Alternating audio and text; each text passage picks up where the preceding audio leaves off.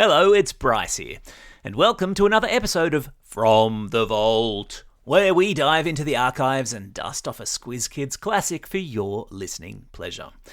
And today's shortcut is a rolled gold Squiz Kids classic, and its resurfacing has been perfectly timed for tomorrow's national holiday, Australia Day. January 26 means different things to different people in Australia.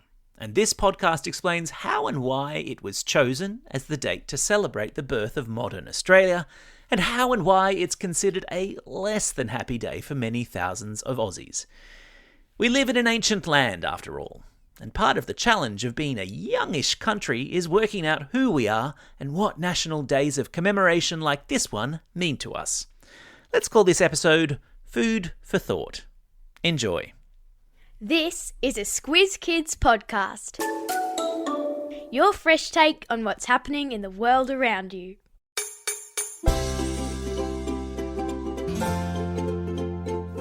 It started as a celebration of freedom for ex-convicts. It's been known as Landing Day, Foundation Day, Invasion Day and Survival Day. And it was only in 1994 that it became official. This is your Squiz Kids Shortcut to Australia Day, the podcast where we dive into the who, what, when, where, why and how of the big news stories. I'm Amanda Bauer. And I'm Bryce Corbett. On January 26, 1788, the English commander of the First Fleet of White Settlers in Australia, a man called Captain Arthur Phillip, raised the Union Jack, which is the British flag, in Sydney Cove, which is now better known as Circular Quay on Sydney Harbour, and claimed Australia as a colony for England. Today, we'll take you through how January 26 became the official Australia Day holiday, why it's a day of celebration for some, but also a difficult day for many Aboriginal and Torres Strait Islanders, and what different people do to mark the occasion. Listen carefully, there's a squiz at the end. How? So, Bryce, I'll have to admit that I was a bit confused when I read that it was only in 1994 that January 26 became the official Australia Day public holiday in every Australian state and territory. I know, right? Me too. I thought Australia Day as a public holiday had been around forever. Certainly, as far back as I can remember, Australia Day was always that day that Aussies took the day off work and got together for barbecues and picnics, or huddled around town squares in country towns, or lined the foreshore of Sydney Harbour to watch the big firework displays. But officially, as a national celebration, it's only 30 years old this year. Yeah, so way back in the early days of European settlement, after that first fleet had arrived, January 26 was referred to in newspapers as Landing Day and also Foundation Day. Right. So the convicts on that first fleet of ships, they were all sentenced to serve time in the massive jail that we now call home, Australia. Yep. And many of them were sentenced for pretty minor crimes. And once they finished their sentences, a lot of them decided to stay. They were known as emancipists, emancipation meaning freedom. So they began their free lives in Australia, and they celebrated on January 26 with anniversary dinners. Ah, interesting. And today, what is the point of Australia Day today? What's it meant to be celebrated? Well, I guess a lot of people think of it as the birthday of modern Australia, if you like. Lots of countries around the world have a national day. In France, they have the 14th of July, or Bastille Day, which marks the anniversary of the Revolution in 1789. Vive la France! In the United States, they have the 4th of July, which is called Independence Day. Happy 4th of July! And that marks the date that the American colonies announced to Britain that they were breaking away. And in India, interestingly enough, they celebrate Republic Day on January 26th, same day as Australia Day.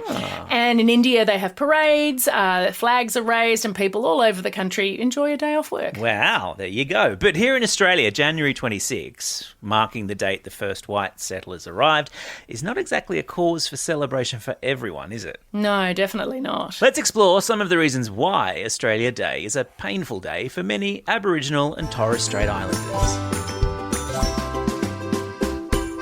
Why? For almost as long long as there have been white settlers in Australia, many Aboriginal people have considered January 26 as a day of mourning. That's mourning spelled mourning, which means, showing your grief and sadness. Yeah, and historians estimate Australia's Indigenous people have lived on this land for over 40,000 years. It's widely considered that Australia's Aboriginal culture is the oldest continuous culture on the entire planet, which is extraordinary and something we should all celebrate. Of course, white settlement caused many problems for Aboriginal and Torres Strait Islanders. The settlers brought disease, some white settlers killed the Indigenous people who were on the lands that they claimed, and sometimes Aboriginal children were taken away from their families and never got to see them again. Yeah, so for them to see people having barbecues and playing cricket and celebrating the arrival of Europeans in Australia, well, that's painful. Yeah. Aboriginal people weren't even allowed to vote in elections until 1967, even though their families had been here for over 40,000 years. Still today, there's what the government calls this gap between Indigenous and non-Indigenous Australians. Yeah, they have a shorter life expectancy, poorer health, lower levels of education and employment, so, not a whole lot for them to celebrate. So as we look at what different people do to mark the occasion of Australia Day, let's start with our first Australians. What? Some Indigenous Australians call January 26 Survival Day, and a survival concert has been held in Sydney since 1992 to celebrate the fact that the Aboriginal and Torres Strait Island culture and people have survived despite the hardships that they continue to face. And there are Survival Day events held all over Australia, often with great music from the world's oldest civilization. Yeah, and on the same day, a lot of people are becoming new Australians, right? Yeah, that's right. Australia's what's called a multicultural country, meaning that Australians come from lots of different countries all over the world. Yeah. It's one of the great things about modern Australia. And sure is. after spending a certain number of years living here, many of those people choose to become Australian citizens. A citizenship ceremony is when someone from another country officially becomes an Aussie, which gives them the right to vote and have an Australian passport. So it's a pretty exciting and meaningful moment in their lives. And then, of course, there are the Australian of the Year Awards. Yeah, that also happens the night before January 26. Yeah, and then, as you mentioned before, Australians all over the country celebrate or commemorate January 26 by getting together with family, going to the beach, attending live music concerts, all sorts of events. I'll pop another link to the Australia Day Council's website into your episode notes so you can search for events near you. Cool. Now, Amanda, we wouldn't be doing our jobs if we didn't say that some people want to change the date of Australia Day. Now, why is that? Well, that kind of brings us back to the Aboriginal experience. Some people call January 26 Invasion Day, and they hold protest marches on January 26, and they just want the celebration of modern Australia to just be on a different day. Right. And how many Australians are in favour of changing that date? Well, according to polls, about 28% of all Australians would like to change the date of Australia Day, which means that 72% are okay with it staying on January 26. Now, I have to say the funniest suggestion for the date that it should be changed to is for May 8, because that sounds like mate.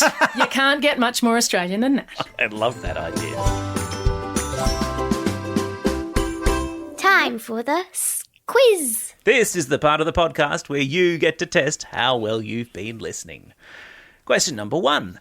What's the name of the British naval commander who planted the Union Jack flag in Sydney Cove on January 26, 1788? That's right, it was Captain Arthur Phillip. Oh, that was a curly one. Question 2. Why is May 8 one suggestion for a different date for Australia Day? Mate, don't tell me you forgot already. Question number 3. What award is announced the day before Australia Day? Yeah, it's the Australian of the Year Award. That's all we have time for today. Thanks for joining us as we explored the who, what, how, where, when and why of Australia Day. Now, get out there and have a most excellent day. Over and out.